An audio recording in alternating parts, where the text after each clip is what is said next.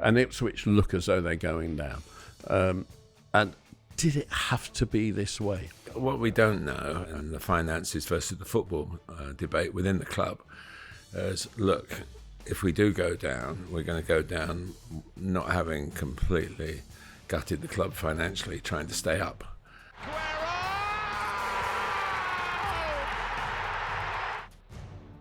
The joy of football. I particularly wanted to do this week because we're selecting Ipswich, and Ipswich look as though they're going down. And did it have to be this way? And we've spoken about the three clubs coming up and the three clubs going down 2 consecutive years running. And funnily enough, goalkeepers.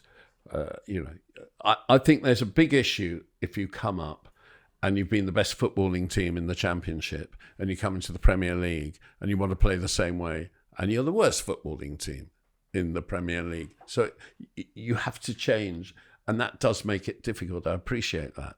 I also appreciate that if you've got a goalkeeper who's good at playing out from the back in the Championship and he comes into the Premier League and he's not good enough to save the shots in the Premier League, you've got a problem. And I don't think the bottom 3 teams have good enough goalkeepers. And I think that's a major, major problem. But Ipswich, I want to talk about Ipswich because this is Ipswich's unbelievably interesting history. Alf Ramsey became their manager in 1955 when they were in Division 3 South. They won Division 3 South in 1957 and went into Division 2, now the Championship. They won that in 1961 and went into Division 1, now the Premier League. They won that in 1962, the following season. And of course, Alf Ramsey went on to manage England. They stayed in Division 1, now the Premier League, for just 3 years, 1961 to 64, and then got relegated, having won the league. We move on to their next night. Bobby Robson became their manager in 1969. He was their manager from 69 to 82. Now, they'd actually got back into the top flight the year before he became manager. In his first 2 seasons, they came 18th and 19th, struggled. The following season, they came 13th. They were as a smaller club then as they are now compared to the Manchester Uniteds and the Liverpools and the Tottenhams and the Arsenals. After those 3 seasons, this is what happened to them. They came 4th, 3rd, 6th, 3rd, then had a bad season, 18th, but won the FA Cup. They then came 6th, 3rd, 2nd, and won the UEFA Cup, and 2nd again. And he went off and became manager of England. They spent 4 more seasons in the top flight, then got relegated, and they've had 2 spells in the top flight since up until this season, 1992 to 95 and 2000 to 2002 under John Lyall and George Burley. So that is their history. They've come up, they've stayed up for a little time, but they've won things. And now they've gone. I think they used to be giants is very flattering, really. I mean, they used to be very successful, and in the Bobby Robson years, they were pioneers. They got foreign players in. They scouted brilliantly. Their recruitment was fantastic. Bobby, who's always managed right to his last ever game with passion and perception as well. Yeah. And he pushed them to a level that Alf Ramsey had managed to do it, but I don't think it was ever sustainable the way they No. But does it have to be up and down, or is football different now? Now, this is really interesting historically, because in February 1978, English football changed, and it was a ruling by the European Community in February 1978 that determined a player's nationality could not affect their ability to move to any given country. And that summer, the Football League AGM lifted an effective ban on foreign players. So in the summer of 1978, Tottenham signed Ozzy Ardiles and Ricky Villa, World Cup winners that summer. Another Argentine, Alex Abella, went to Sheffield United. The Yugoslav Ivan Golac went to Southampton, and Bobby Robson and Ipswich signed Arnold Muren, a Dutchman.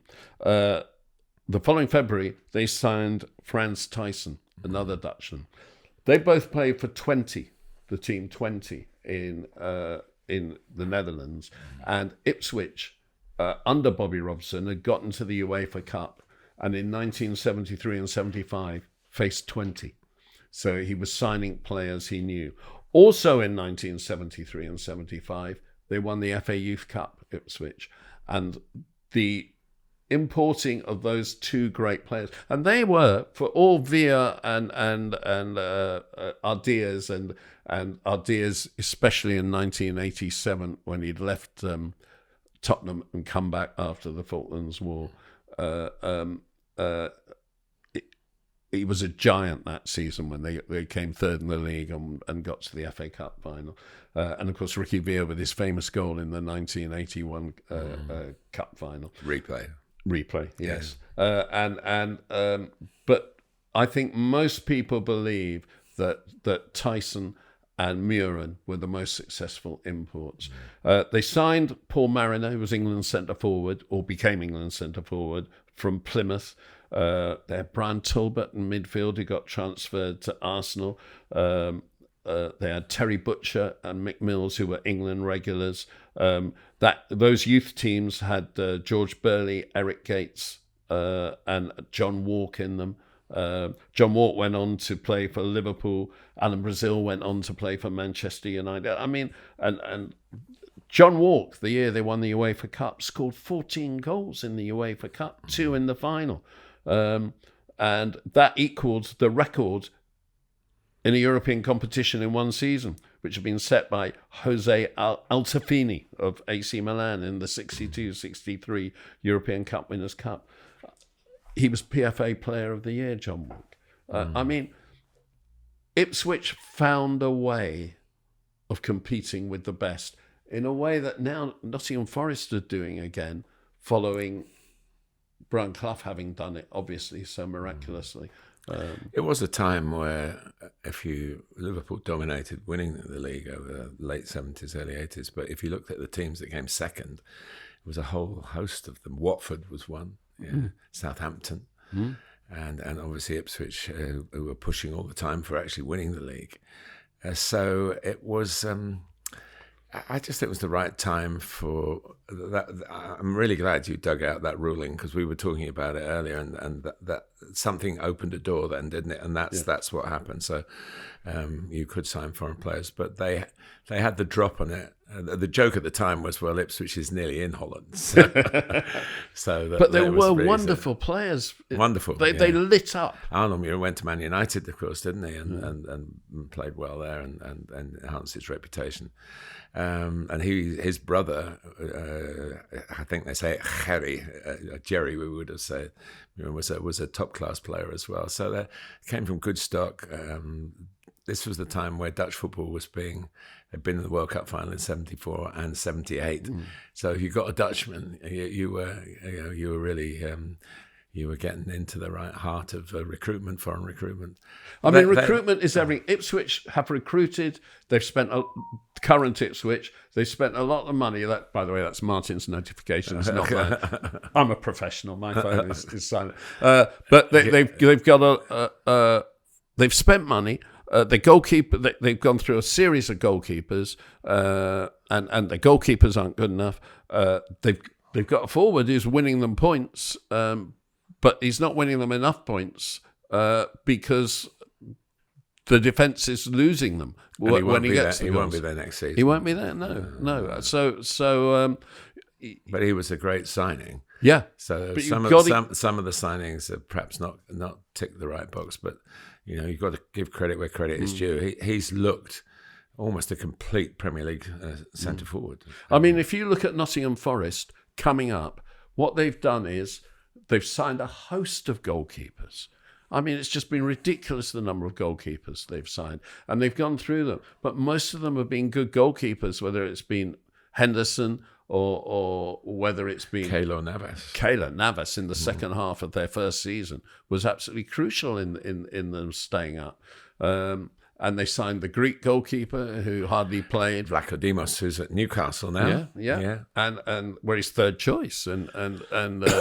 But they finally got it right with Sels. I mean, what a goalkeeper he's turned out to. Most clean sheets in the Premier League this season he's got. And you got to get that right. And I get it. It's hard to play your football in the Premier League when you're a championship side. You've got to be cleverer. It's no good having one philosophy as a manager. You got to have more than one philosophy. What we don't know, and this goes across the board, not just Ipswich, what is said and the finances versus the football debate within the club is, look, if we do go down, we're going to go down not having completely gutted the club financially, trying to stay up.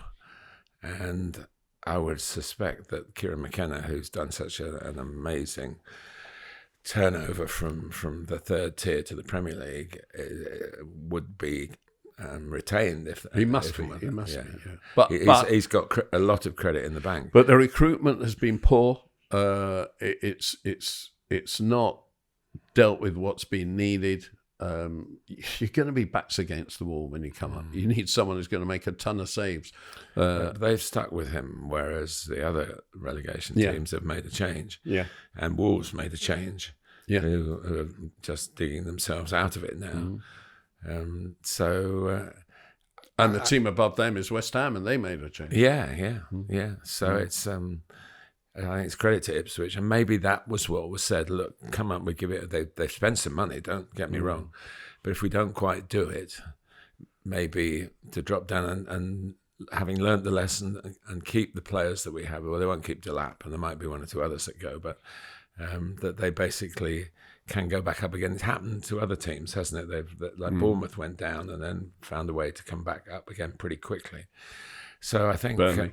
Burnley have done it a few times. So I think maybe that's, it's not all about us sitting here in judgment and looking at the league table and looking at the recruitment and looking at the results and looking at the individual performances. The philosophy that should be prevalent at a football club is that from the board. Yeah, but it's also the philosophy that I think you need, that Alf Ramsey had and Bobby Robson had, is get the best out of your best players.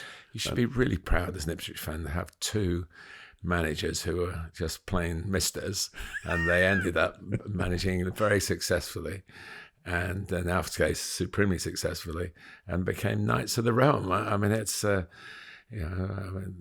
Mckenna isn't English, is he? So it's not gonna happen quite in the same way. No, they'll knight Ed Sheeran. Yeah.